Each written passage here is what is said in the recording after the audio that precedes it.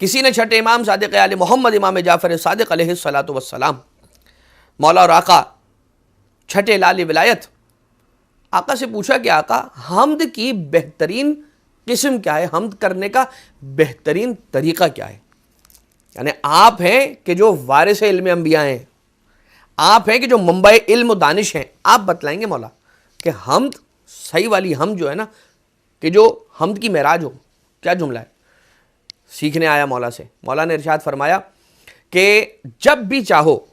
اللہ کی حمد کرو تو یہ کہا کرو الحمدللہ کما ہوا اہلو، کہ جب بھی اس کی حمد کرنا چاہو تو یہ کہا کرو الحمدللہ کما ہوا اہلو، حمد ہے اس خدا کی ایسے جیسی حمد کا وہ اہل ہے۔ ٹھیک، یہاں پر مولا مزید آگے ارشاد فرماتے ہیں، حدیث مکمل نہیں ہو رہی، ابھی حدیث آگے بڑھ رہی ہے۔ آقا و مولا ارشاد فرماتے ہیں علیہ الصلاۃ والسلام، مولا کہتے ہیں، مولا فرماتے ہیں کہ جب کوئی بندہ خدا اس انداز سے حمد خدا کرتا ہے یہ کہہ کر کہ الحمدللہ کما ہوا اہلو،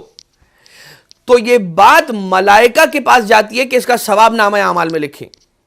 جب وہ اس کا ثواب نامہ اعمال میں لکھنا چاہتے ہیں تو رک جاتے ہیں، توقف کر لیتے ہیں، وقف آ جاتا ہے۔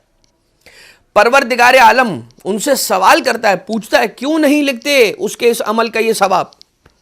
تو فرشتوں کا جواب آتا ہے کہ بار الہ رب ذوالجلال یہ کہہ رہا ہے الحمدللہ کما ہوا اہلو، حمد ہے اس خدا کی جیسی حمد کا وہ اہل ہے۔ پروردگارہ ہمیں کیا پتا کہ تو کس طرح کی حمد کا اہل ہے، جب ہمیں یہ نہیں پتا کہ آپ کو کس طرح کی حمد آپ کے شایع نشان بنے گی تو ہم اس کا ثواب کیسے لکھ سکتے ہیں؟ تو ہاتف غیبی کی صدا آتی ہے ملائکہ کو کہ تم چھوڑ دو اے ملائکہ،